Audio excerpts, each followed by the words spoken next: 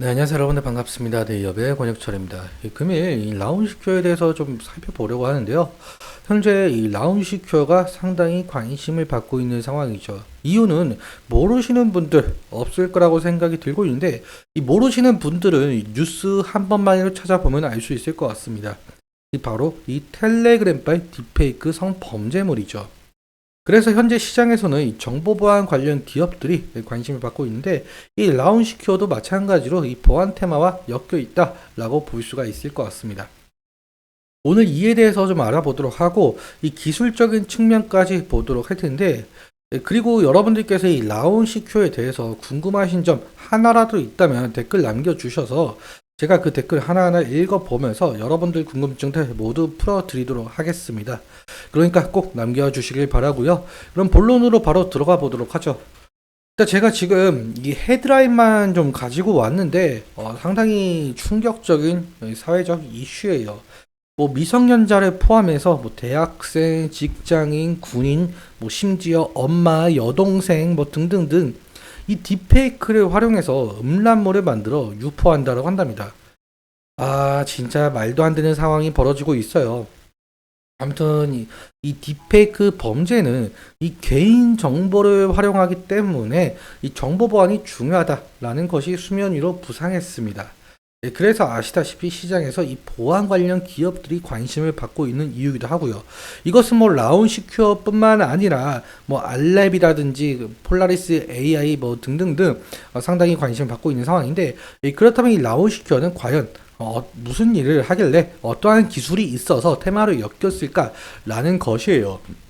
이 반기 보고서를 좀 살펴보자면 이 라운시큐어는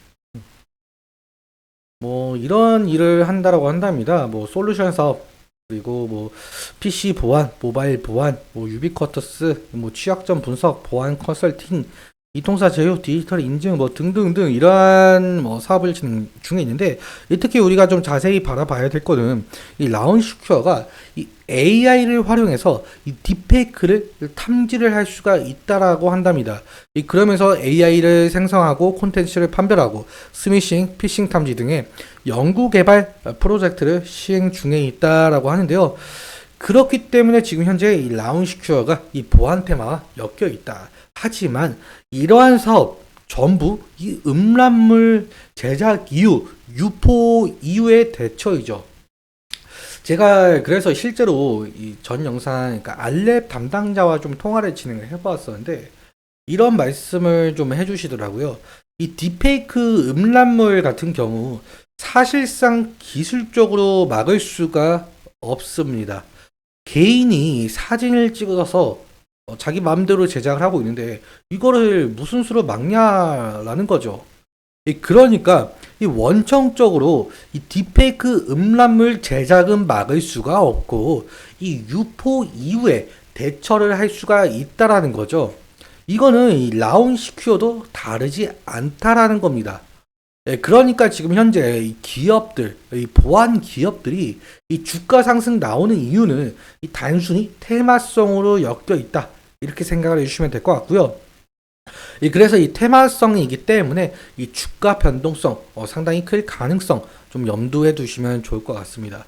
하지만 이 정부에서도, 그리고 여당과 야당에서도, 특히 윤석열 대통령까지 이 딥페이크 범죄는 좀 뿌리를 뽑아달라 라고 했을 정도로 이 관심을 갖고 있는 상황이에요. 그래서 이 라운시큐어가 AI 딥페이크 탐지 기술을 가지고 있는 상황이기 때문에 이 정부 부처와의 업무 협약을 할 가능성도 있다라는 점, 이 정도까지만 좀 기억을 해주시면 될 것 같아요. 아무튼 이 딥페이크, 이 사회적 이슈가 상당한 만큼 어느 정도 상승할 가능성을 좀 생각을 해주시면 될 것 같습니다. 이 기술적인 측면도 함께 살펴보자면요. 오늘 같은 경우는 윗꼬리가 좀 상당히 길게 나온 부분이 있어요.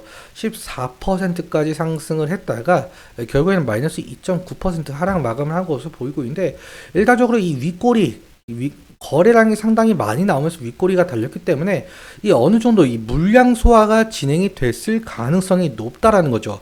이 사실상 이 라운시큐어 지금 이평선들을 보자면 맨 위로 이 481선, 그리고 241선, 121선, 61선, 그리고 원래는 21선 이렇게 가고 있었지. 그러니까 완벽한 역배열을 보여주고 있었어요. 하지만 어제부로 이 텔레그램빨 그 딥페이크 이슈가 나왔기 때문에 어제 23%, 종가는 19% 기록을 하면서 이 3일선가, 그러니까 단기 이평선들이 좀 올라와 주고 있는 모양새로 보이고 있죠. 그러니까 이 저항대가 상당히 강했다라고 볼 수가 있을 것 같은데요. 일단 저항대 부분 여기라고 말씀을 드릴 수가 있을 것 같습니다. 지금 여기 이 구간과 이 구간, 이 둘 다 윗꼬리가 달린 날이 있어요. 그러니까 이 두 날을 통해서 지금 물량 소화가 진행이 되었다라고 볼 수도 있을 것 같고, 아니면은 다른 말로 이 물량 소화라기보다는 원금 보존 매물이 그리고 차익 실현 매물이 나왔을 가능성도 있을 수는 있겠죠. 그래서 일단 이 저항 구간을 완벽하게 돌파를 해주는 흐름이 나와 주어야 된다라는 말씀 드릴 수가 있을 것 같고요. 그렇다면 우리는 지지 라인도 봐야 될 부분으로 보이고 있는데, 일단 여기 60일 이평선을 이탈을 한 부분이 있어요. 그래서 다음 지지라인 같은 경우 이 부분까지는 좀 말씀을 드릴 수가 있을 것 같다, 이렇게 생각이 들고 있습니다. 아무튼 지금 현재 이 딥페이크 관련 이슈가 사회적인 통념을 좀 깨부수는 그러한 악의적인 이슈이기 때문에 이 보안 관련 업체들이 테마성으로 조금 더 상승할 가능성이 있다라고 정도만 생각을 해주시면 될 것 같고요. 수급적인 측면 좀 잠깐 보자면, 오늘의 흐름, 이 개인과 기관에서 매도가 나왔다라고 볼 수가 있겠죠. 그러니까 이 기관에서의 매도 물량이 상당했다 보니까 오늘의 이 윗꼬리는 이 기관이 좀 관여를 했다라고 볼 수가 있겠고, 일단 외국인이 오늘 12만 주 정도 매수가 된 것을 확인할 수가 있어요. 그래서 외국인이 뭐 내일 모레도 지속적으로 들어와 주면 좋겠지만, 만약에 매도 물량이 나오게 된다면 이 라운시큐어 다시 한번 하락할 가능성이 생기겠죠. 그래서 이러한 점 염두에 두시면 좋을 것 같습니다. 오늘은 여기까지 말씀을 드려보도록 하고요. 그리고 오늘 말씀드렸던 내용들과 이러한 차트적인 부분들에 대해서는 제 개인적인 견해가 상당히 있다 보니까 여러분들의 주관적인 견해와 함께 투자를 현명한 선택하셨으면 좋겠습니다.